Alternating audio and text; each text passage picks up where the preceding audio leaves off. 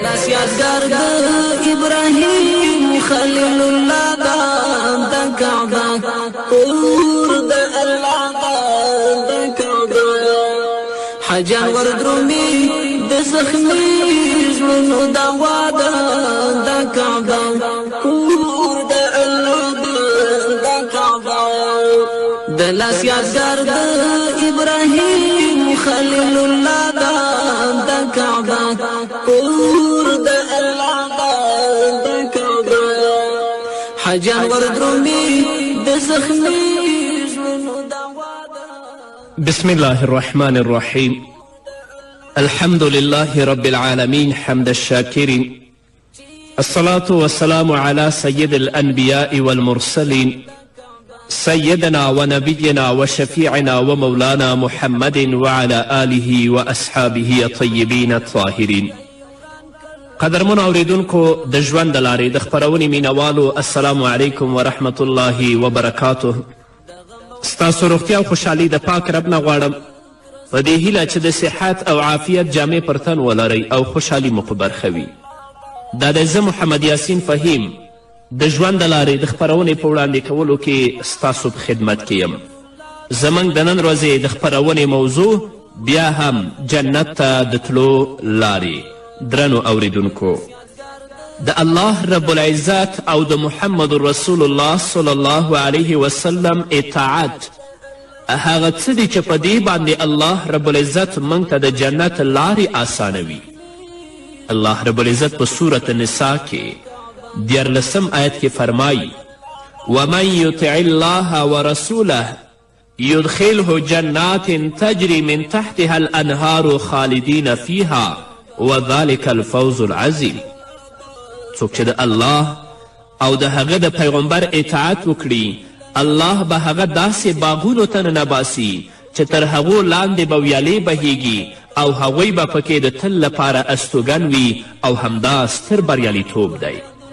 تاسو ګورئ درنو اوریدونکو، الله رب العزت هغو کسانو لپاره د جنت وعده کړي چې هغه د الله او د الله د رسول اطاعت کوي. د الله اطاعت په دې معنا چې په کومو څیزونو باندې الله امر کړی هغه عملی کړو، او د کومو څیزونو نه چې زموږ پروردګار نهیې کړي د هغه نه ځان وساتو. همدارنګه د محمد رسول الله صلی الله علیه وسلم اطاعت چې په څه باندې هغه امر کړی د هغه پابند شو، او د څه نه چې نهیې کړي د هغه نه ځان وساتو. همدارنګه حضرت ابو هریره رضی الله تعالی عنه د نبی کریم صلی الله علیه وسلم نه روایت کوي، د بخاري حدیث دی. رسول الله صلی الله علیه وسلم فرمایی: کل امتی یدخلون الجنة الا من ابا. قیل یا رسول الله صلی الله علیه وسلم ومن ابا؟ قال من اطاعنی دخل الجنة ومن عصانی فقد ابا. رسول الله صلی الله علیه وسلم فرمایی: زما ټول امت به جنت ته داخل شي مګر هغه څوک چې جنت ته له تلو نه انکار وکړي. صحابه و کرامو پوښتنه وکړه: ای د الله رسوله، څوک جنت ته له تلو نه انکار کوي؟ نبی کریم صلی الله علیه وسلم وفرمیل: چا چې زما اطاعت وکړه جنت ته به داخل شي، او چا چې زما نافرمانی وکړه نو هغه جنت ته له تلو نه انکار وکړه. نو که غواړئ چې الله رب العزت تاسو جنت ته داخل کړي، الله رب العزت تاسو ته د جنت لارې آسانه کړي، نو د الله رب العزت اطاعت وکړئ. همدارنګه د محمد رسول الله صلی الله علیه وسلم اطاعت وکړئ. دا جنت ته د رسېدو لارې دي. همدارنګه درنو اوریدونکو، د الله رب العزت پر دین باندې استقامت او ثبات هغه څه دي چې په دې باندې الله رب العزت موږ ته د جنت لاره آسانوي.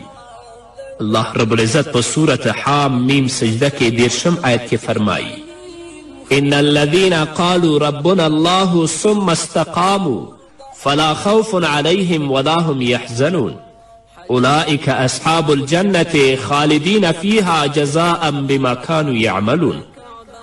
په یقیني ډول کومو کسانو چې وویل یوازې الله زموږ رب دی، بیا ورباندې ټینګ پاتې شول، د هغوی لپاره نه څه ویره شته او نه به هغوی غمجن وي، ټول دغسې خلک جنت ته تلونکي دي چې هلته به هغوی د تل لپاره اوسیږي د خپلو هغو عملونو په مکافاتو کې چې هغوی په دنیا کې کول. یوارې چې د الله رب العزت په وحدانیت باندې اقرار وکړه، بیا په دې باندې الله ورته استقامت او ثبات نصیب که الله به جنت ته داخلوي. تاسو ګورئ په مکې مکرمه کې حضرت بلال حبشي رضی الله تعالی عنه د یو مشرک غلام و، خو د هغه په زړه کې د الله رب العزت مینه پیدا شوه، د هغه په زړه کې د محمد رسول الله صلی الله علیه وسلم مینه پیدا شوه، د الله رب العزت په وحدانیت باندې اقرار وکه، د محمد رسول الله صلی الله علیه وسلم په رسالت باندې اقرار وکه، خو د دې ترڅنګ چې د الله په وحدانیت او د رسول الله په رسالت باندې اقرار کړی، الله ورته ثبات او استقامت هم نصیب کړی. امیه بن خلف او د مکې نور مشرکین چې خبریږي چې بلال ایمان راوړی، نو هغه د مکې مکرمې په کوڅو کې ګرځوي. د مکې مکرمې هغه ماشومان بلال حبشي په کاڼو په لرګیو باندې ولي د دې لپاره چې د الله د دین نه وګرځي، اما بلال ته الله استقامت ورکړی، بلال ته الله ثبات ورکړی، هغه د الله له دین نه نه ګرځېږي. راولي یې د مکې مکرمې په ګرمو شګو باندې څملوي او د هغه مبارک په ګیډه باندې غټ کاڼی ږدي د دې لپاره چې د الله د دین نه وګرځي، د محمد رسول الله صلی الله علیه وسلم مینه پرېږدي، اما حضرت بلال ته الله ثبات ورکړی، حضرت بلال ته الله استقامت ورکړی، هغه د الله دین نه پرېږدي. نو دې کسانو سره الله رب العزت د جنت وعده کړې وایي ان الذین قالوا ربنا الله ثم استقاموا فلا خوف علیهم ولا هم یحزنون اولئک اصحاب الجنة خالدین فیها جزاء بما كانوا یعملون. محمد رسول الله صلی الله علیه وسلم فرمایي کله چې زه د معراج په شپه جنتونو کې ګرځېدلم، نو وروسته مې د څپلیو آواز واورید چې کله مې شاته وکتل ګورم چې حضرت بلال حبشي زموږ سره په جنت کې ګرځي.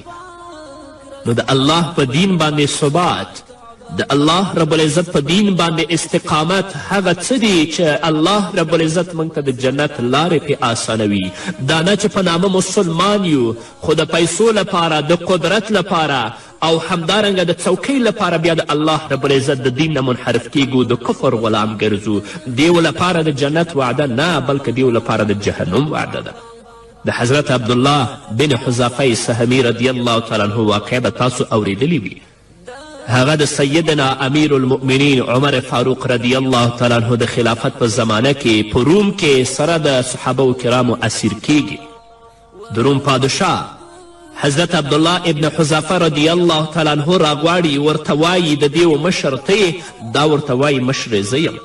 د روم پادشاه ورته وړاندیز کوي ته راځه د عیسویت او د مسیحیت دین ومنه، تاسو به زه پرېږدم. اما عبدالله ابن حذافه رضی الله تعالی عنه یو وارې د الله په دین باندې اقرار کړی، د الله په وحدانیت باندې اقرار کړی، الله ثبات او استقامت ورکړی، د الله دین نه پرېږدي. انکار کوي چې کله هم دا زه کار نشم کولی.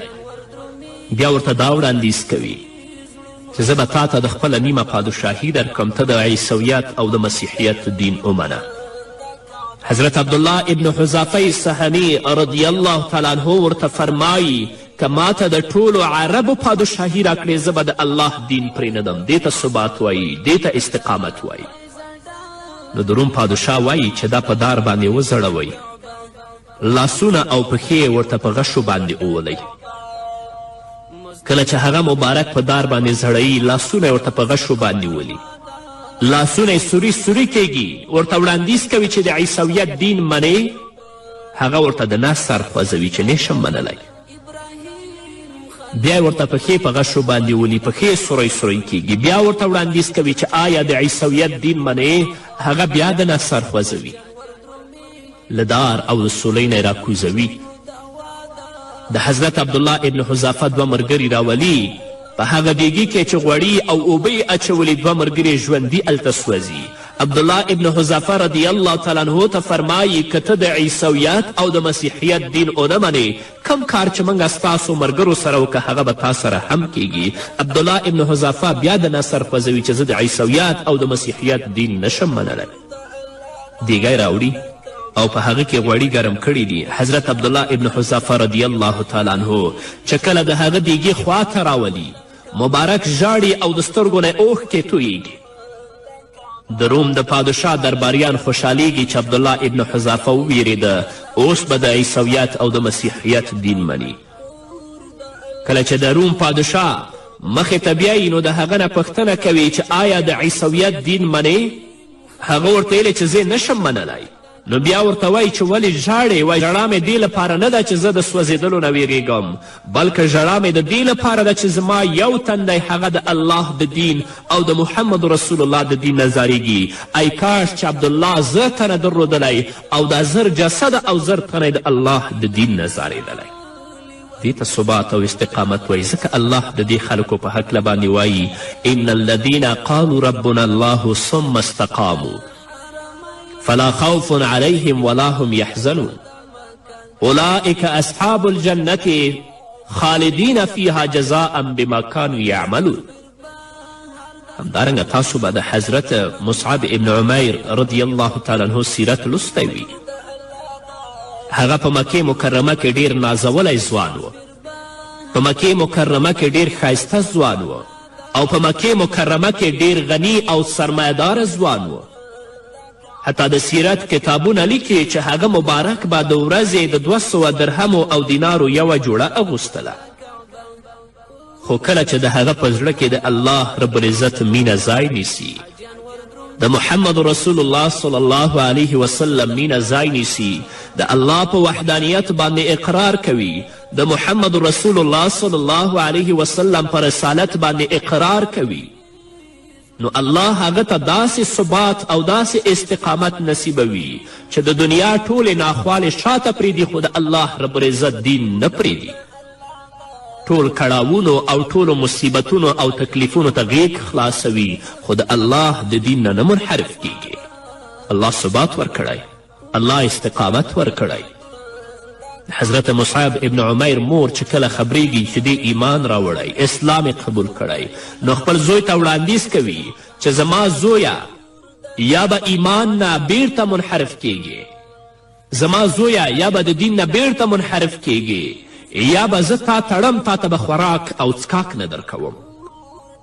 حضرت مصعب رضی الله تعالی عنه ته الله ثبات ورکړی، استقامت یې ورکړی او لږې او تندې ته ځان آماده کوي، غیږه ورته پرانیزي اما د الله د دین نه نه ګرځي. د مبارک په پښو او په لاسونو کې زنځیرونه اچوي، هغه ته خوراک او څکاک نه ورکوي. هغه ښایسته ځوان، هغه نازولی ځوان، هغه ځوان چې د ورځې به د 200 دینارو جوړه اغوستله، د مار غوندې پوستکی د ولږې او د تندې ورکوي خو د الله دین نه پرېږدي. دا دی ثبات او دا دی استقامت. نو ځکه الله رب العزت د دې خلکو په اړه باندې فرمایي ان الذین قالوا ربنا الله ثم استقاموا فلا خوف عليهم ولا هم يحزنون اولئك اصحاب الجنة خالدین فيها جزاء بما كانوا يعملون.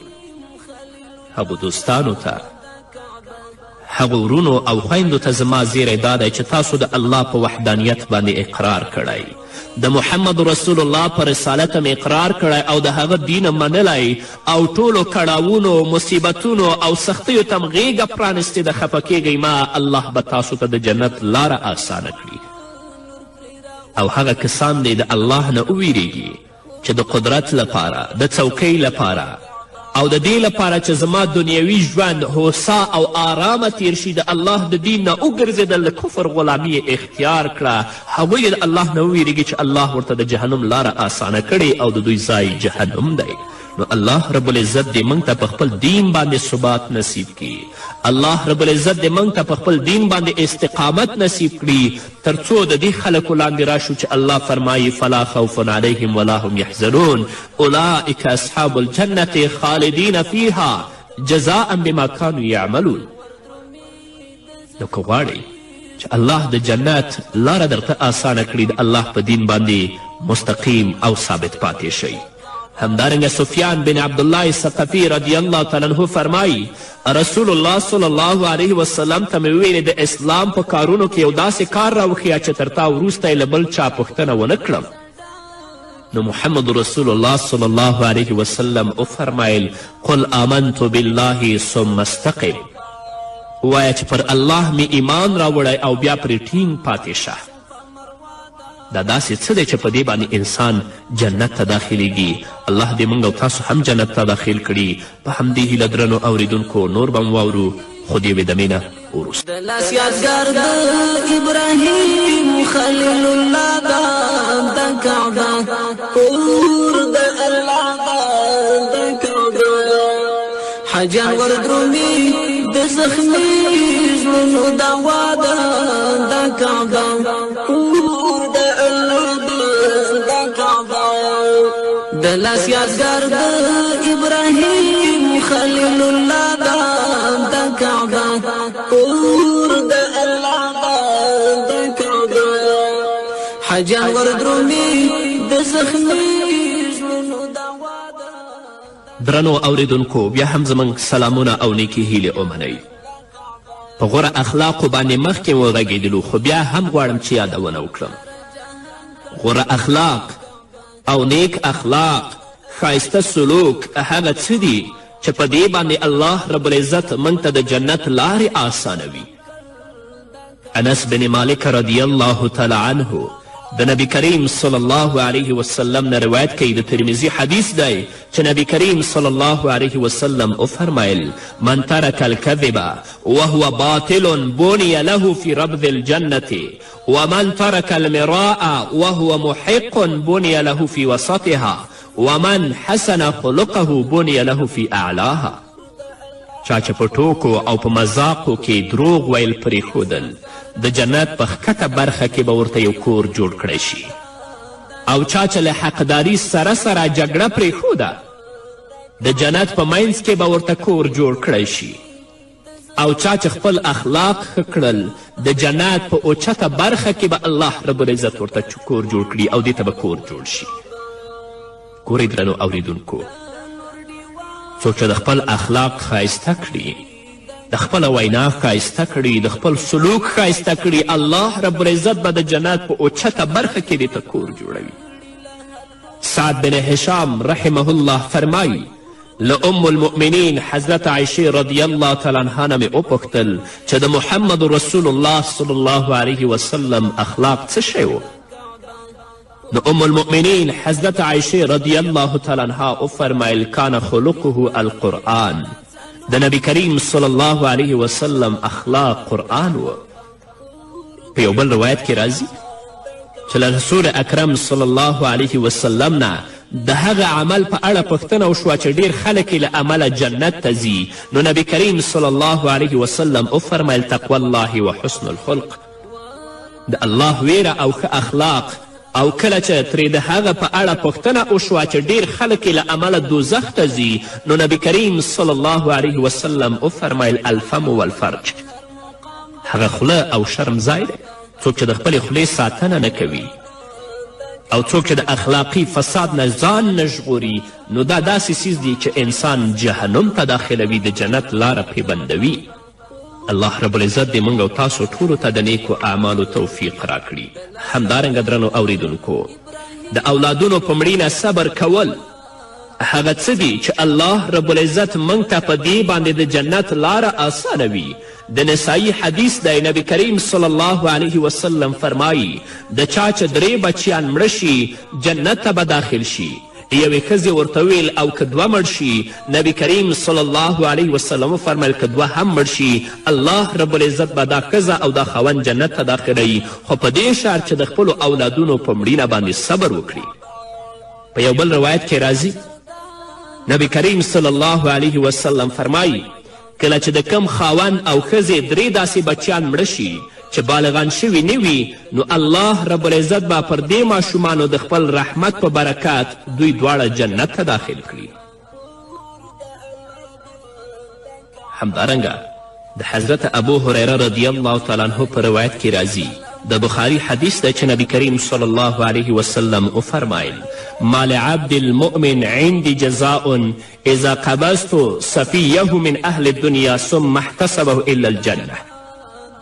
زما د هغه مؤمن بنده لپاره له جنت پرته بله بدله نشته چې ما یې ترې په دنیا کې د زړه ټوټه اخیستې وي او هغه پرې صبر کړی وي د جنته پرته بله بدله ما سره نشته نو څوک چې د خپلو اولادونو په مړینه باندې صبر وکړي الله رب العزت به هغوی ته د جنت لاره اسانوي او الله به جنت ته داخلوي همدارنګه شپږ داسې غوره خویونه دي چې هغه په هر مسلمان کې موجود شي الله رب العزت به جنت ته بیایي د جنت لاره به الله ورته اسانوي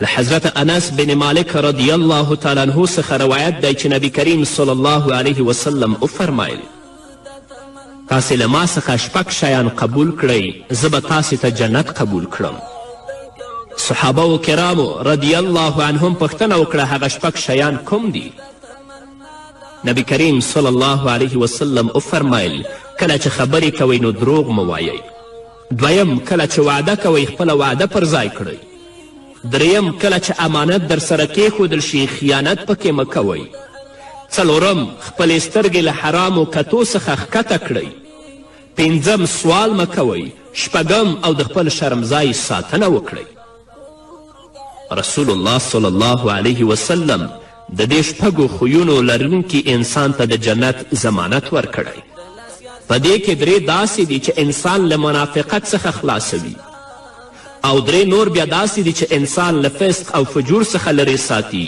او د دې خویونو مخاطبین او اوریدونکي مسلمانان دي له همدې امله څوک چې له نفاق څخه خلاص شي هغه یقینا چې مؤمن دی او کله چې له فسق او فجور څخه خلاص شي نو متقي او پرهیزګار دی ځکه نو د جنت لایق بلل کیږي او الله یې جنت ته داخلوي همدارنګه د مسلم حدیث دی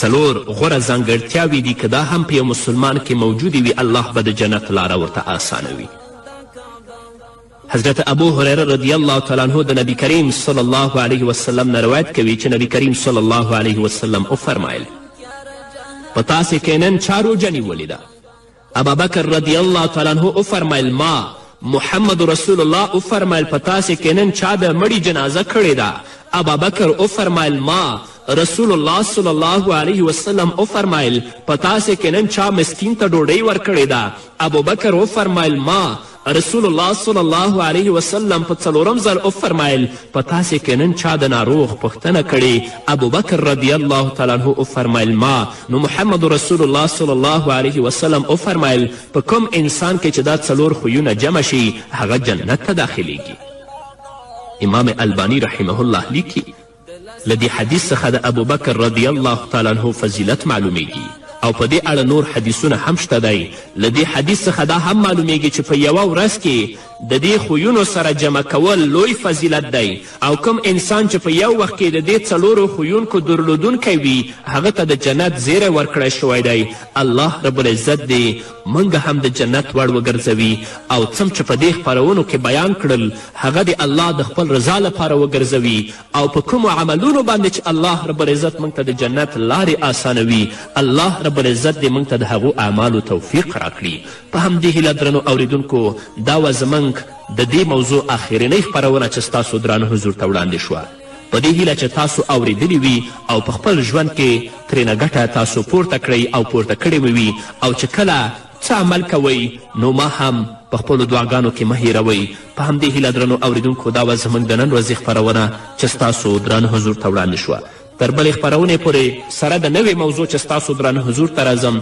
تاسو ټول په لوی الله سپارم پاتې ژوندم نیکمرغه ښاد بریالي او کامیاب اوسئ لاس یادګار د ابراهیم خلیل الله د کعبه کور د الله د کعبه حجر وردرومي د زخمي ژوندو دوا د کعبه کور د الله د کعبه د لاس یادګار د ابراهیم خلیل الله د کعبه کور د الله د کعبه حجر وردرومي د زخمي